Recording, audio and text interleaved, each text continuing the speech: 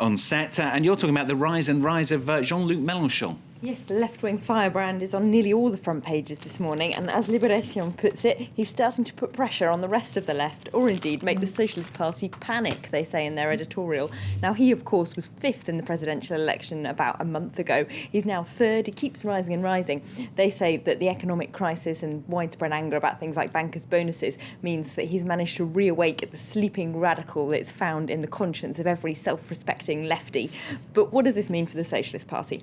There's two possible ways they can deal with this. One, as Minister Jean-Christophe Cambadélis, ex-minister, tells the paper, is that they should be really pleased. Surely this is a bank of voters that they can then use to vote for François Hollande in the second round. Jean-Luc Mélenchon is winning a lot of people who might not otherwise vote, certainly not for a left-wing candidate. He's getting them all together to go to the polls for him in the first round. Working-class people who might otherwise vote for Marine Le Pen, people who feel discontented with politics in general, who might not otherwise vote at all, and then the Socialist Party hopefully can then keep those voters interested and get them to vote for François Hollande in the second round.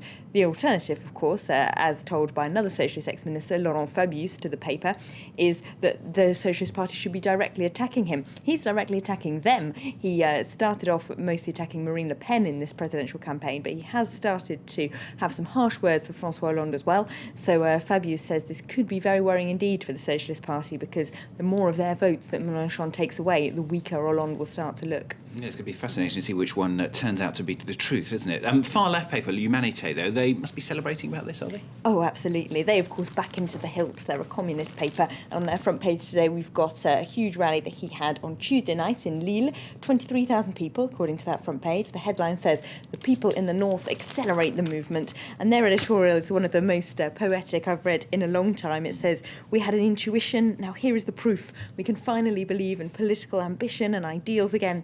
The insurrection has begun." So there you go, Stuart. The insurrection's begun. Le Figaro, the right-wing paper, is also celebrating Mélenchon's rise, but for very different reasons.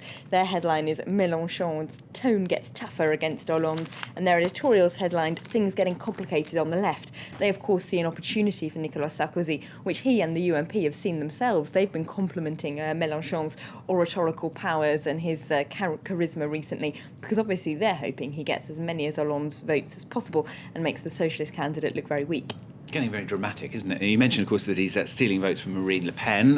How's she reacted to all this? Well, she's been interviewed by Le Parisien, by a panel of their readers today, and she says inside that she's the only truly anti-system candidate. Jean-Luc Mélenchon, according to her, is just trying to position himself better to become a socialist minister in the long run, something he's completely denied. He says he won't take any role in a François Hollande government.